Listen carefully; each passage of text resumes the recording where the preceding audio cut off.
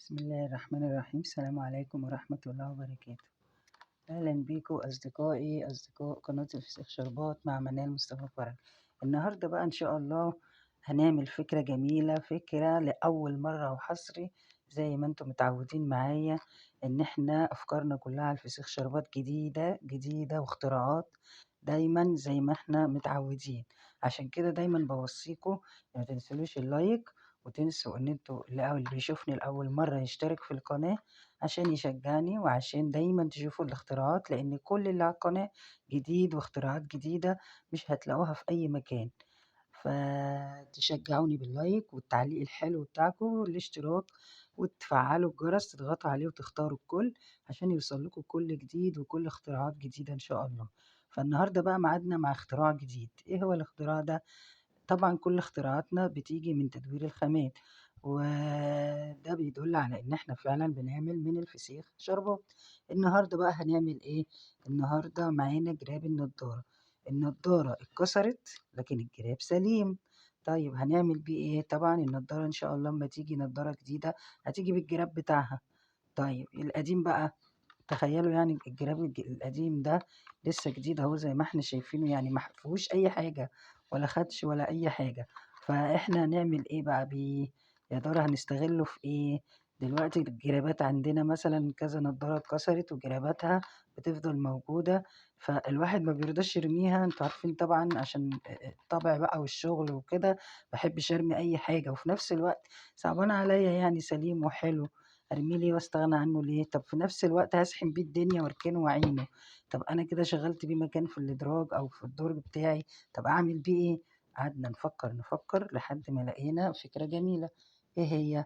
طبعا انت لما بتنزلي بتروحي مثلا تشتري حاجة، او انت مثلا معاك المحفظة بتاعتك مفيش مكان فيها للفكة، او انت مفيش مكان للفكة معاكي، تنزلي تحطي فيها الفكة بتاعتك.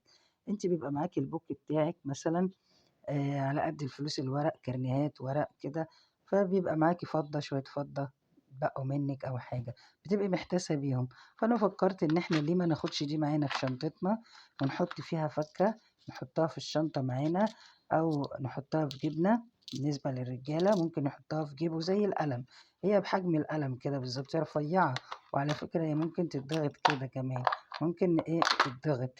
فهي بحجم القلم، لو حطيتها في جيبك للفكة مثلا تركب مواصلات، تركب ميكروباص، يبقى معاك الفكة. الميكروباص أبو 3.5 بياخدوا 4 جنيه، وأبو 4.5 بياخدوا 5.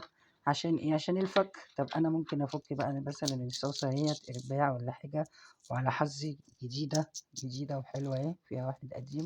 طب أنا أحطهم فين بقى؟ بيقعوا من البوك، بيقعوا من جيبي، أحطهم في جراب النضارة كده أهوت أهوت. أو لو حطيتهم في جيبي بيقعوا، بلاقيهم في مثلا بالنسبة للرجالة لو حطوا الفكة في جيبهم، يجيب منديل يجيب حاجة، تلاقي راح ايه مفاتيحه، راح الفكة راحت متسرسلة منه وقع. وانتي برضو وانتي راكبة مثلا بتطلعي بوكك بتطلعي فلوس، تلاقي نفسك الفكة بتشحتر منك. وبالنسبة للأطفال برضو ممكن يحطوها معاهم في الشنطة، وممكن نحط لهم عليها استيكرات زي كده، نشيل الاستيكر مثلا من هنا ونزوق الاستيكرات زي ما احنا عايزين او الاشكال اللي هم عايزينها، ونحط بقى استيكرات عليها ونلونها كده يبقى شكلها جميل. وكده استفدنا ان الفكة بتاعتنا اهي قفلنا عليها. وفي نفس الوقت انا شايف بقى فيها جنيهات ولا نصاص ولا رباع ولا ايه بالظبط. وكمان ايه هتشجعنا تشجيع كبير قوي ان احنا دايما نحتفظ بفكة او نعمل فكة فضة ونحتفظ بيها عشان تسعفنا في المواصلات وفي الحاجات الفكة اللي احنا ساعات بنيجي نشتريها وإيدينا تقف على فك زي دي. فدي بقى الجراب ده هيشجعنا إن احنا نحوش فيه الفكة أو نجمع فيه الفكة. نحوش، ما عادش حد بيحوش في الزمن ده على ما أظن يعني. فاحنا يا دوبك نجمع فيها شوية فضة كده عشان نركب بيه المواصلات، عشان الأجرة أم 3.5 ما ندفعهاش 4 والأجرة أم 4.5 ما ندفعهاش 5. وكمان للأطفال فكرتها جميلة قوي، ممكن نحط لهم صورهم عليها أو ممكن زي ما قلت الاستيكرات دي عليها. يا رب تكون الفكرة عجبتكم. أنا شايفة الفكرة بقى اختراع. فيا ريت تشجعوني زي ما قلت لكم، وإن شاء الله بإذن الله ميعادنا بقى في فيديوهات كتيرة جديدة جاية بإذن الله عن اختراعات تانية حلوة وكل اختراعاتنا من البيت ومن تدوير الخامات. ما تنسونيش بقى في اللايك والشير، وشاركوا الفكرة دي مع أصحابكم عشان يستفيدوا بيها. شاركوها عشان كله يستفيد بالفكرة. وما تنسونيش بقى زي ما قلت لكم، يا ريت تعلقوا لي وتقولوا لي ايه رأيكم في الفكرة. ايه رأيكم؟ الفكرة جميلة، انا شايفاها حلوة قوي يعني، هتشجعني ان احنا نملاها. شايفة الفكرة جميلة ازاي؟ على فكرة احنا ممكن نعمل هنا كده سلسلة صغيرة بتبقى شنطة صغنونة للأطفال، يحط فيها شوكولاتة، يحطوا فيها أي حاجة. أفكار كتير كتير كتير منها يعني.